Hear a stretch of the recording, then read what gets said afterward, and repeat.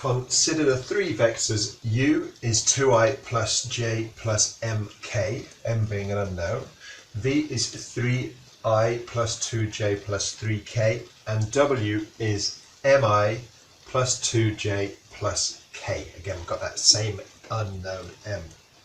Part A, find the volume of the parallelepiped that has these vectors as sides. Part B, show that these vectors can never be on the same plane. Right, so the scalar triple product, if we've got three vectors here. We've got u, and we have v, and we have w, right? So the scalar triple product, which is one of these vectors dotted, as in dotted with the cross product of the other two, that gives you the volume of the parallelepiped, right? So if you started all of these three vectors from the same point, and then you just kind of joined them, you would make a parallelogram prism that would have the volume of the scalar triple product of these three vectors. So what I'm going to do is do u dot v cross w. So u dot v cross w.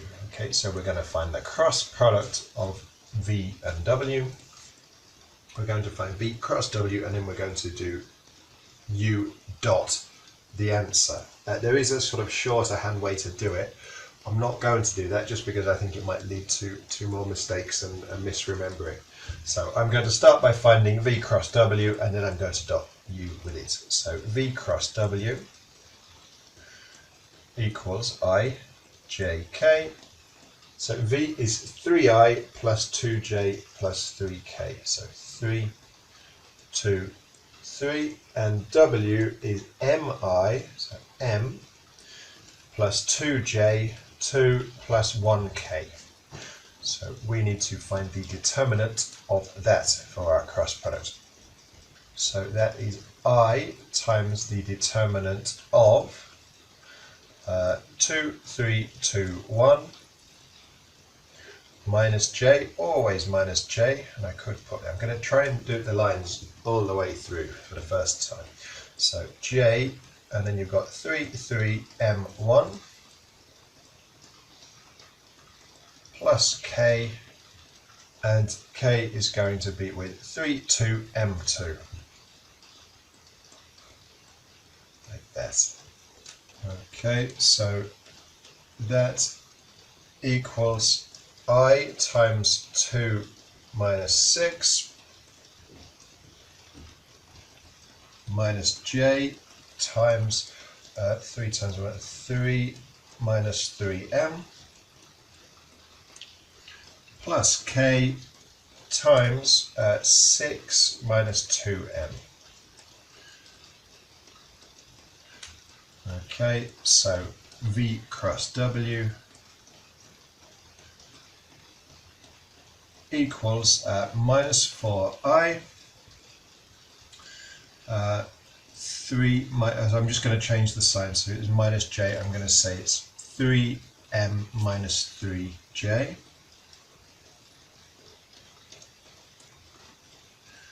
j, and I don't need to change the sign of the k, so plus 6 minus 2m k. Okay, so that could also be written as minus 4, 3m minus 3, and 6 minus 2m. Okay, so that is the cross product. So for the scalar triple product, so u dot v cross w, well, that is going to be u is 2i plus j, so 2, 1 plus mk, so mk, dotted with minus 4, 3m minus 3, and 6 minus 2m. That is going to be quite long, but it's minus 8, so 2 times minus 4 is minus 8.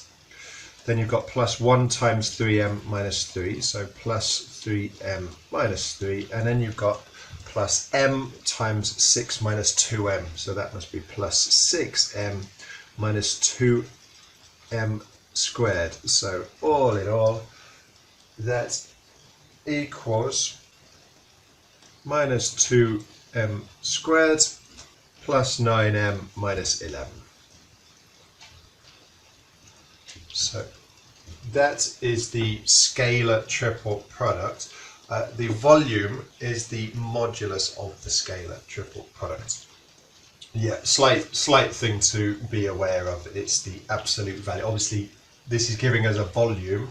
So if you wanted to actually apply it to volume, obviously you wouldn't have a negative volume. So for part A, the volume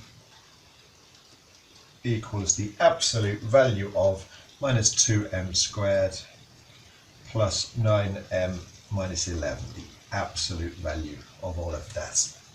Okay, part B, it says, show that these vectors can never be on the same plane. Right, so if you think about what we've done, when we found v cross w, the cross product always gives you a vector that is perpendicular to those two vectors, right? So we had v cross w, let's say we had v and we had w, and then we did v cross w, and that gave us some kind of vector like that.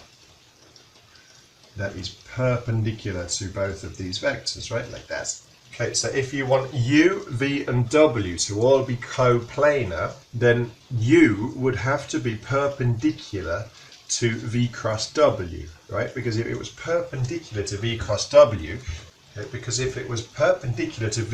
w, then it would be coplanar with v and w, right? So basically, u, v and w coplanar when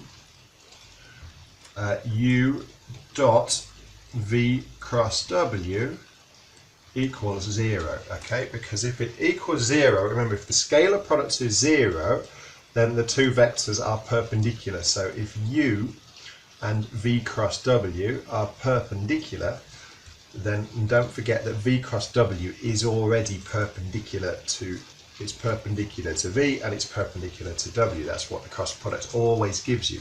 Okay? So basically you're looking for when is minus 2m squared plus 9m minus 11, when does that equal 0, right? And because we want to know, does this have solutions? Okay?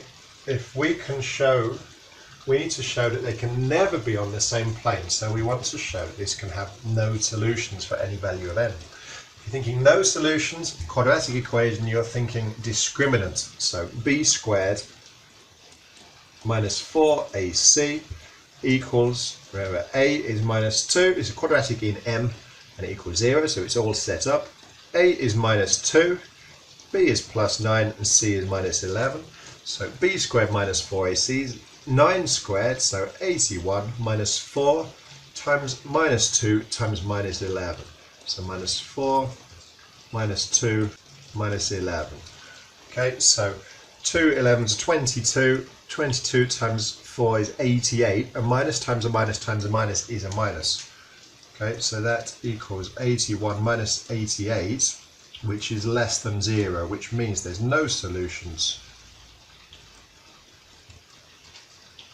Which means can never be coplanar. U, V, W can never